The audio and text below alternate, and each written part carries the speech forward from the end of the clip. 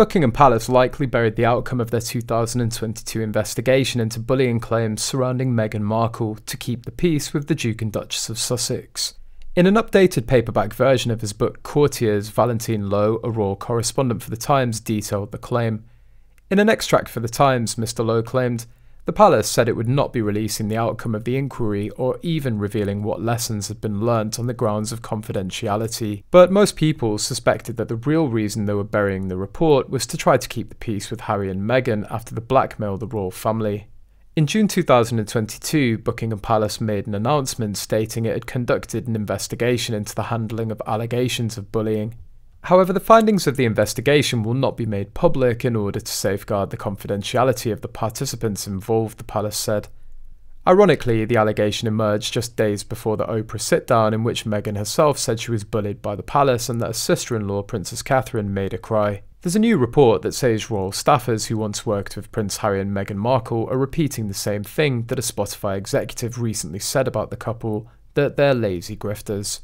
In fact, the royal courtiers went even further by describing the Sussexes as entitled, rude, lazy, delusional, and afraid of hard work.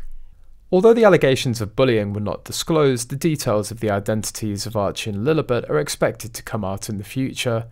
That comes as Meghan and Harry's divorce is approaching. During a divorce, child custody will always be mentioned.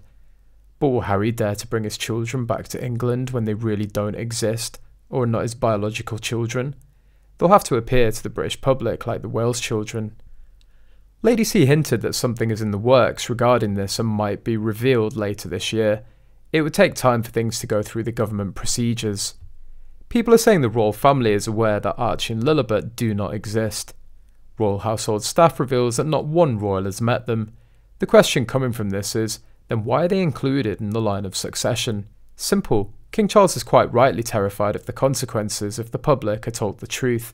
This is being referred to on Twitter as the biggest royal scam of all time, and have no doubt it certainly is. It would be naive to think the king hasn't received advice from his courtiers at the palace, but based on a few whispers, Charles has received governmental advice on the issue too. It's serious.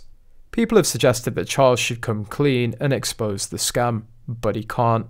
The late Queen was made aware right at the beginning that Markle was faking a pregnancy, she was told.